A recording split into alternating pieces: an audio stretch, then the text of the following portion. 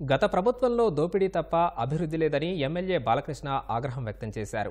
తవ్విన కొద్దీ అవినీతి డొంక కదులుతోందని, అక్రమాలపై నిగ్గు తేలుస్తామన్నారు. శ్రీ సత్యసాయి జిల్లా హిందూపురం గ్రామీణ మండలం కోటిపిలో అసంపూర్తిగా నిలిచిపోయిన టిట్కో గృహాలను ఎంపీ పార్థసారథితో కలిసి ఎమ్మెల్యే బాలకృష్ణ పరిశీలించారు. అసంపూర్తిగా ఉన్న ఇళ్లను 6 నెలల్లో పూర్తి చేసి లబ్ధిదారులకు అప్పగిస్తామని హామీ ఇచ్చారు. హిందూపురం అభివృద్ధికి ప్రత్యేక చర్యలు తీసుకుంటున్నామని, యువతకు ఉపాధినిచ్చే నైపుణ్యాభివృద్ధి కేంద్రాలు ఏర్పాటు చేస్తామన్నారు.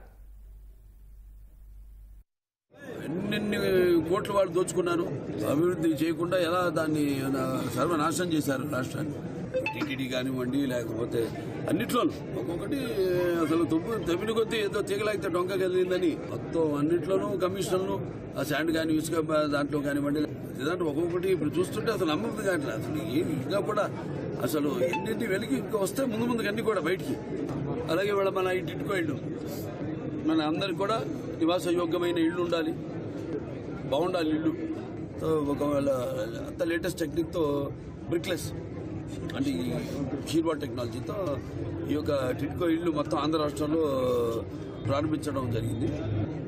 దీన్ని పూర్తి నిర్లక్ష్యం చేసి పూర్తిగా వాళ్ళు చూస్తున్న లోపల మెటీరియల్ అంతా ఎత్తుకుపోయారు. అన్నీ ఏదో ఒక ఇల్లు కూడా పంచిన పాప అనుకోలేదు. 1200 పూర్తయింది, 80% పూర్తయింది. ఇంకో 80% పూర్తి కావాల్సి ఉంది. అది 6 నెలల్లో పూర్తి చేస్తాం. బెనిఫిషియరీస్ అందరూ కూడా ఇస్తామని.